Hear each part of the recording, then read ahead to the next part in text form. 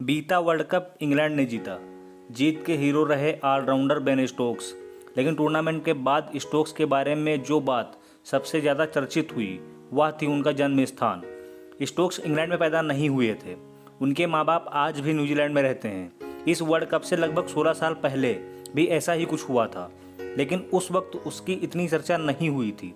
ये किस्सा उसी वर्ल्ड कप का है। 2003 वर्ल्ड कप, भारत के लिए बुरी यादों वाला world cup. World cup return करने से पहले ऑस्ट्रेलिया के लिए भी यह टूर्नामेंट बहुत अच्छा नहीं था। टूर्नामेंट से ठीक पहले शेन वॉर्न डोपिंग टेस्ट में फेल होकर वापस जा चुके थे। उससे कुछ महीने पहले ऑलराउंडर शेन वॉटसन को चोट लग गई थी। वॉटसन की चोट इसलिए भी ऑस्ट्रेलिया के लिए बुरी थी क्योंकि ऑस्ट्रेलियन मैनेजमेंट उन्हें 2003 वर्ल्ड कप के लिए तैयार कर रहा था। इधर माइकल बेवन और डैरेन लेमन भी टीम के साथ नहीं थे।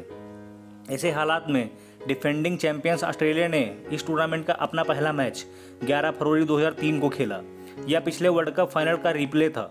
ऑस्ट्रेलिया के सामने एक बार फिर से पाकिस्तान की टीम थी। वसीम अकरम, वकार यूनिस और शोएब अख्तर आग उगल रहे थे। गुलाबी सर्दियों में भी उनकी बॉलिंग पसीने छुड़ा रही थी। तीनों ने मिलकर ऑस्ट्रेलिया की हालत खराब कर दी थी। ऑस्ट्रेलिया ने सिर्फ 86 रन पर 4 विकेट गंवा दिए।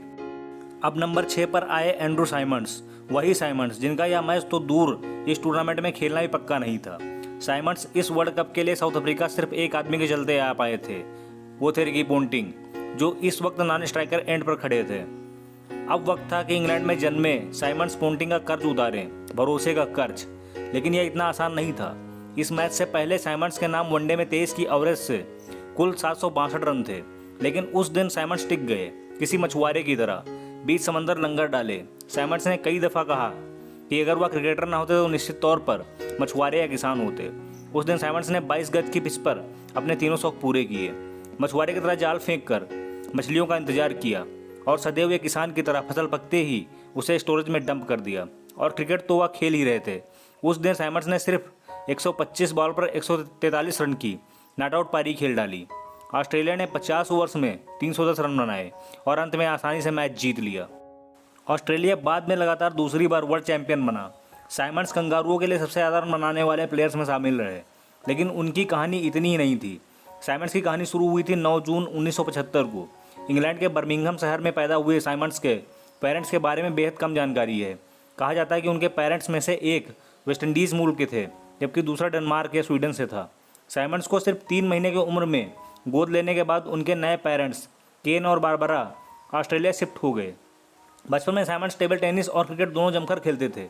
काफ़ी छोटी उम्र में ही साइमंड्स ने अपने हम उम्र बच्चों को बुरी तरह पछाड़ना शुरू कर दिया। ऐसे में उनके पिता केन ने उन्हें हर शनिवार टाउन्सविल स्थित वांडरर्स क्रिकेट क्लब ले जाना शुरू किया। 3 घंटे की यह राउंड ट्रिप 5 साल तक चली। इसके बाद साइमंड्स का परिवार गोल्ड कोस्ट शिफ्ट हो गया। उनके माता पिता जिस स्कूल में काम करते थे, साइमंड्स की पढ़ाई वहीं हुई। साइमंड्स का निक नेम राय भी है। कहते हैं कि बचपन में उनके एक कोच को लगता था कि वह बास्केटबॉल स्टार लेराय लॉन्गिंग जैसे दिखते हैं, इसलिए उसने साइमंड्स को राय बुलाना शुरू कर दिया। साइमंड्स ने 1994 के अंडर 19 वर्ल्ड कप के साथ ऑस्ट्रेलिया के लिए अपना डेब्यू किया। अगले साल वह इंग्लिश काउंटी क्रिकेट में ग्लूस्टर के लिए खेल रहे थे। ग्लूस्टर के लिए उन्होंने एक फर्स्ट क्लास मैच में 254 रन की पारी खेली। इस पारी में साइमंड्स ने वर्ल्ड रिकॉर्ड 16 छक्के मारे। अगली पारी में उन्होंने 4 और छक्के मार इस मैच में अपने कुल छक्कों की संख्या 20 कर ली। यह भी एक वर्ल्ड रिकॉर्ड था। उनका यह तूफानी खेल देखने के बाद इंग्लैंड ने उन्हें अपनी ए टीम के साथ पाकिस्तान टूर पर भेजने की तैयारी कर ली, लेकिन साइमंड्स का दिल तो ऑस्ट्रेलिया में लगा था। उन्होंने मना कर दिया।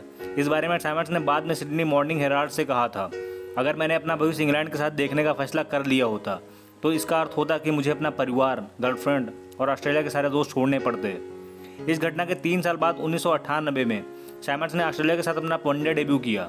हालांकि सिर्फ 23 साल में डेब्यू करने के बावजूद वह टीम में अपनी जगह फिक्स नहीं कर पाए। हालात यहाँ तक आ गए कि साल 2002 में साइमंड्स ने क्रिकेट छोड़ने का फैसला कर लिया। वह रग्बी में करियर बनाना चाहते थे, लेकिन तभी 2003 वर्ल्ड कप की टीम में उन्हें जगह मिल गई और काम जम गया। क्रिकेट करियर भले ही सही दिशा में जा रहा था, लेकिन साइमंड्स के दिमाग के बारे में यह नहीं कहा जा सकता था। 17 जून 2005 ऑस्ट्रेलिया को अगले दिन बांग्लादेश के खिलाफ अहम मैच खेलना था। साइमंड्स नाश्ते के वक्त पर टीम होटल के डाइनिंग एरिया में मौजूद थे। देखने में साइमंड्स सचेत लग रहे थे, लेकिन बात जैसे नज़र वाले कैप्टन पोंटिंग को समझ आ गया कि सब सही नहीं है। दरअसल साइमंड्स अब भी उन्हीं कपड़ों में थे जिन कपड़ों में पोंटिंग ने उन्हें बीती रात देखा था। कैप्टन का शक देख साइमंड्स के करीबी दोस्त माइकल क्लार्क उन्हें वहां से हटाकर ले गए और नहलाया। इसके बाद टीम ट्रेनिंग के लिए सोफिया गार्डन्स में इकट्ठा हुई। वहाँ फिर सैमंड्स ने कुछ ऐसा किया जिससे पॉन्टिंग गुस्सा हो गए। इस बारे में पॉन्टिंग ने कहा था वह बाकी प्लेयर से अलग थलग था। उसने मैदान के कोने में पड़ी एक पहिए वाली बिन का सहारा लेकर खड़े होने की कोशिश की और गिर गया। गुस्साए पॉन्टिंग सैमंड्स के पास गए और कहा कि तुम इस मैच में नहीं खेलोगे। जवाब में सैमंड्स ने एकदम हल्के अंदाज में सीधे कहा ठीक है। पॉन्टिंग ने इस बारे में आगे कहा मुझे इस बात पर बहुत तेज गुस्सा आया कि एक प्लेयर अपने साथियों, अपने विपक्षियों और अपने देश के प्रति इतना अशिष्ट हो सकता है कि ये गेम खेलने के लिए इस हालत में पहुँचे, और मेरा गुस्सा फूट निकला। मैंने कोच जॉन बुकानन के पास जाने से पहले एडम गिलक्रिस्ट से कहा यह घर जा सकता है। बुकानन को उम्मीद थी कि सैमंड्स माफ़ी मांग लेंगे, लेकिन सैमंड्स ने कोच से कहा मैं खेल सकता हूँ, मैं इस हालात में पहले भी खेल चुका हूँ। यह जवाब सुन ऑस्ट्रेलियन टीम मैनेजमेंट भन्ना गया। उन्होंने सैमंड्स को तुरंत प्रभाव से ऑस्ट्रेलिया वापस भेज दिया। बाद में बांग्लादेश ने यह मैच जीत लिया। यह ऑस्ट्रेलिया के खिलाफ उनकी पहली जीत थी।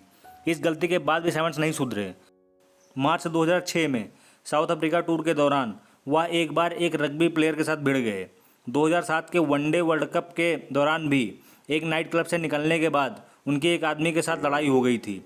जनवरी 2008 में सिडनी टेस्ट के दौरान उनके और हरभजन सिंह के बीच हुई लड़ाई सबने देखी। भज्जी के साथ हुए मंकी गेट विवाद के बाद सैमंड्स का करियर संभल नहीं पाया।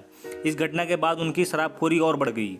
अंत में 2009 T20 वर्ल्ड कप शुरू होने से पहले शराबखोरी के चक्कर में ही सैमंड्स का इंटरनेशनल क्रिकेट करियर भी खत्म हो गया। टूर्नामेंट शुरू होने से ठीक पहले एक रात सैमंड्स ने टीम के साथ डिनर किया। उस वक्त तक वह बिल्कुल ठीक थे, लेकिन उसी रात के खत्म होने से पहले कल सुबह वह एक रग्बी मैच देखने चले गए और वहाँ जमकर शराब पी। यह शराब उनके करियर पर भारी पड़ गई। दरअसल क्रिकेट ऑस्ट्रेलिया ने सैमंड्स के कॉन्ट्रैक्ट में एक क्लॉज डाला था कि वह सार्वजनिक स्थानों पर शराब नहीं पिएंगे। उन्हें शराब पीनी होगी तो वह अपने साथियों के साथ ड्रेसिंग रूम या फिर टीम होटल में पिएंगे। लेकिन सैमंड्स ने बिना शराब कभी रग्बी देखी ही नहीं थी। बस इधर क्लॉज टूटा और उधर सैमंड्स का इंटरनेशनल करियर पटरी से उतर गया। क्रिकेट ऑस्ट्रेलिया ने उनका कॉन्ट्रैक्ट रद्द कर दिया और उनकी डोमेस्टिक टीम क्वींसलैंड ने तो उन्हें कॉन्ट्रैक्ट ऑफर ही नहीं किया था। हालांकि वह IPL में खेलते रहे। अंत में सैमंड्स साल 2012 में हर तरह की क्रिकेट से रिटायर हो गए। उन्होंने अपने करियर में ऑस्ट्रेलिया के लिए 26 टेस्ट, 198 वनडे और 14 T20 मैच खेले। सैमंड्स के बचपन के एक कोच टूट बायरन ने एक बार कहा था मुझे उसकी बैटिंग देखने से नफरत थी। उसे अपने शॉट सिलेक्शन पर कोई कंट्रोल ही नहीं था। वह एक ओवर में 24 मार सकता था और फिर उसी ओवर की आखिरी बॉल पर आउट भी हो सकता था। शायद बायरन को नहीं पता था कि अपने शॉट्स के साथ ही सैमंड्स अपने पीने की आदत को भी कंट्रोल नहीं कर पाते थे। तभी तो उनके बेहतरीन करियर के किस्सों से ज़्यादा उनकी शराबखोरी की कहानियाँ हैं। बैटिंग बॉलिंग के साथ सैमंड्स गजब के फील्डर भी थे, लेकिन उनकी अपनी गलतियों के चलते लोग आज उन्हें एक अच्छे क्रिकेटर से पहले एक शराबी कहते हैं। इस वीडियो के बारे में आपकी क्या राय है हमें कमेंट बॉक्स में ज़रूर लिखें, और चैनल को सब्सक्राइब नहीं किया तो चैनल को सब्सक्राइब जरूर कर लें।